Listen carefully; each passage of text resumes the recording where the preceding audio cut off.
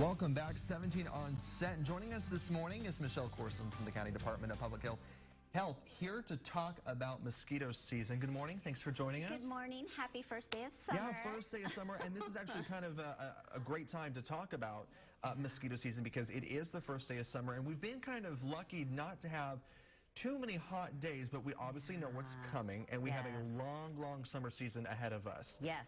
And we deal with these mosquitoes. Let's first talk about what we see here in Kern County with mosquitoes. So in Kern County, we have the Culex mosquitoes is what they're called. They're very common to this area, and unfortunately, they are known to transmit things like West Nile virus, St. Louis encephalitis. West Nile virus is really something we want to talk about. This is a disease that is, going to be transmitted by the bite of a mosquito, and those female mosquitoes love to feed on us because we give them protein for the mamas for their eggs. So we're a feeding source. And, this illness is something that many of us are going to have West Nile virus and not even know it. But there's a small part of our population that will be very impacted by this and become very ill, and it can even lead to death.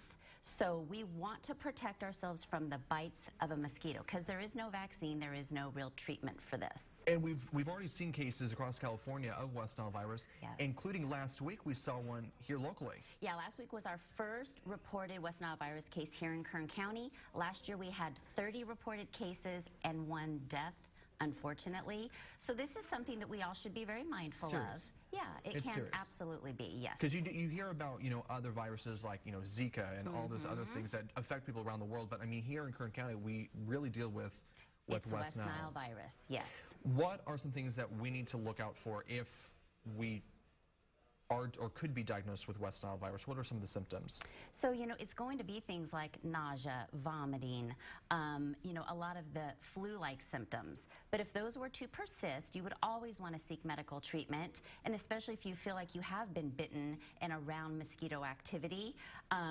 But if things like a stiff neck, things that could lead to a more serious side of the West Nile virus illness, you would certainly, anything like that, you would always want to seek medical treatment. Just important overall just to listen to your body. Yes, absolutely.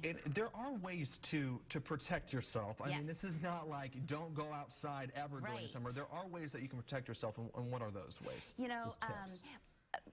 It's hot here, so we don't want to wear long sleeves and pants, but we do recommend covering yourself, but wear light colored clothing because dark colored clothing is known to attract some of these mosquitoes. Wear repellent. Let's be honest, who likes to wear mosquito repellent? No one really. But this will absolutely protect you, and you and your children. It's safe to wear EPA-regulated repellent unless you're 2 months or younger in age. Pregnant women can wear it. You need to protect yourself with repellent, especially if you're out and about and you notice mosquito activity. Now, I got to ask, because I know a lot of people who, of course, they feel like they go outside and they just get bit, just like immediately. But for someone like me, I don't think I've ever been bitten by a mosquito. And if I have, it goes away immediately. I don't even know it. I don't wear repellent. Is this something that I should still be paying attention to, even though I feel like I've lived here my whole life, and I don't see this as an issue for me personally? Absolutely. And, there are certain chemicals that mosquitoes are drawn to that some of us may emit more of. So you're probably one of the lucky ones. But you can be bitten. Oftentimes you may not even know you've been bit. I'm kind of like you. Okay.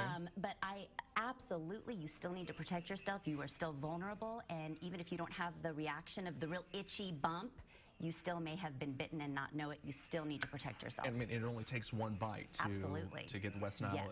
And that is a possibility. All right, Michelle Corson, thank you so much for coming in this morning. A lot of great information.